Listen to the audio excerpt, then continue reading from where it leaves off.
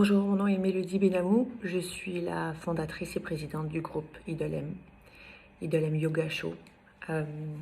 Pour ceux qui ne connaissent pas, nous sommes un réseau de 12 succursales à travers le Grand Montréal.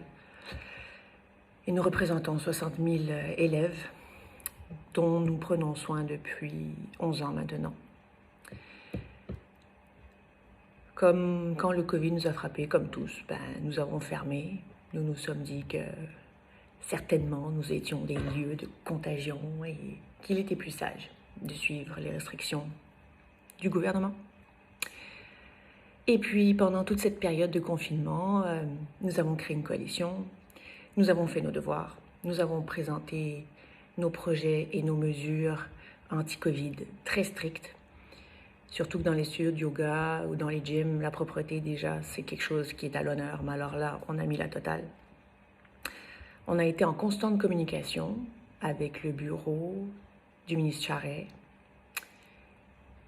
avec comme réception de messages, c'est formidable ce que vous faites. C'est vraiment bien, c'est vraiment bien. Mais évidemment, on a été les derniers à réouvrir. T'sais. Bon, bref. Tout le monde était dans l'inconnu, pourquoi pas.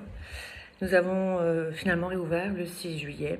Notre clientèle était au rendez-vous, une clientèle désespérée, des élèves qui sont nos amis depuis toutes ces années finalement, qui ont repris la médication, qui ont trouvé ça dur d'avoir les enfants à la maison, de la violence conjugale, des dépressions, parce que faire du sport seul, un être humain d'abord, n'est pas fait pour être seul, il est fait pour être en communauté. Nous avons été très sérieux dans nos mesures, depuis notre réouverture, jusqu'à être les premiers à instaurer le masque dans les aires communs, les aires d'accueil, alors que le masque n'était pas encore obligatoire, jusqu'à créer des live box en plexi. Bref, on a mis tout ce qu'on pouvait et on s'est rendu compte d'une chose. On s'est rendu compte que même si nous avions des cas de Covid déclarés positifs, nous n'avions pas d'éclosion. À travers nos 12 succursales, nous avons seulement eu 6 cas de Covid, aucune éclosion. Et à ça, il peut y avoir que 2 raisons. La première, c'est que nos mesures sont impeccables. Et la deuxième, peut-être, c'est que nos élèves sont plus forts, peut-être résistent mieux. Et ça irait totalement dans le même sens que toutes ces études qui sortent en ce moment, qui disent que les gens qui sont en santé sont moins malades. Et ça fait beaucoup de sens. Tu manges bien, tu prends soin de toi, tu résistes mieux. Alors quand l'annonce de la zone rouge est sortie, que les refermetures ont recommencé, et toutes mes pensées à nos amis des restaurants et des bars, je me suis dit, tiens, le gouvernement, cette fois-ci, a compris que nous étions la solution à long terme, comme une province évoluée qui comprend que la santé à long terme, régler le problème à la base, fait partie aussi de la solution anti-Covid. Je suis épatée parce qu'on serait bien une des seules provinces du Canada à faire ça. Et le fait qu'on n'ait pas d'éclosion dans nos studios, sachez, qu'en faisant partie de la coalition, c'est quelque chose qu'on a trouvé à travers le Canada au complet. Et c'est aussi quelque chose qui s'avère en Europe. Il s'avère que les gyms, les studios de santé, les studios de yoga n'ont pas d'éclosion. Certainement parce que leurs règles de propreté étaient toujours en place, et aussi parce que leurs élèves sont plus en santé. On n'invente pas, on n'est pas en train de créer.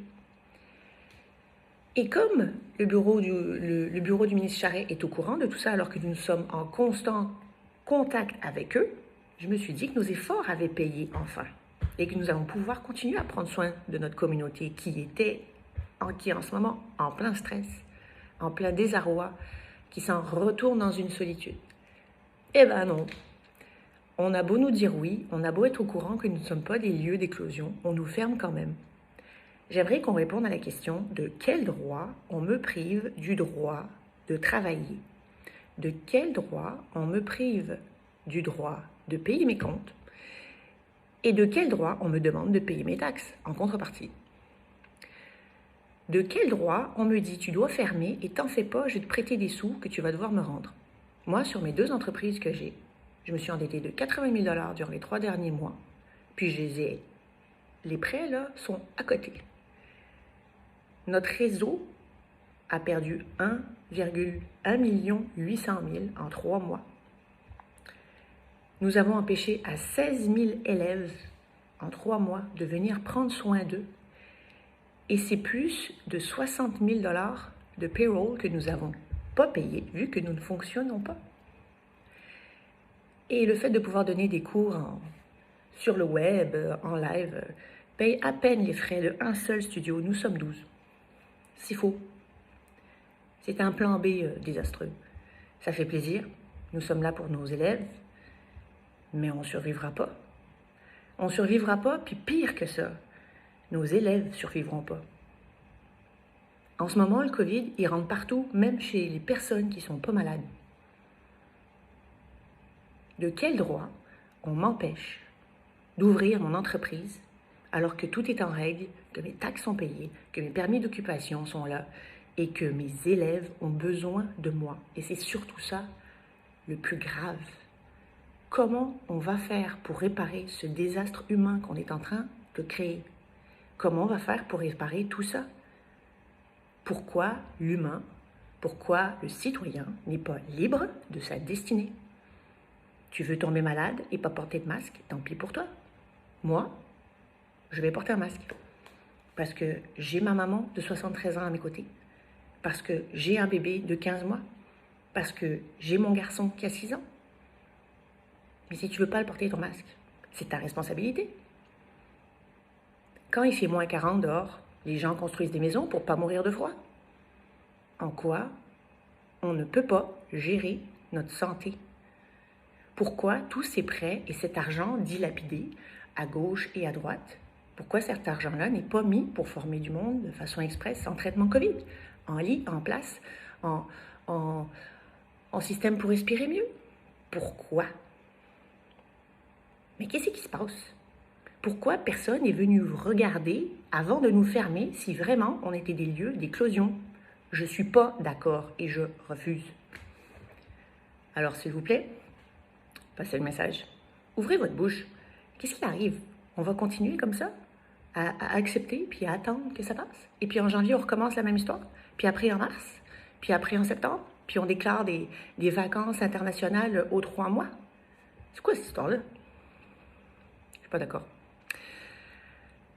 Avec tout l'amour et l'énergie qu'il nous reste, il ne reste plus beaucoup d'énergie, mais de l'amour, il en reste bien gros. Je pense à tous mes élèves qui nous ont envoyé leurs sentiments et je vous envoie bien du courage et il ne faut pas se laisser faire. Ça suffit.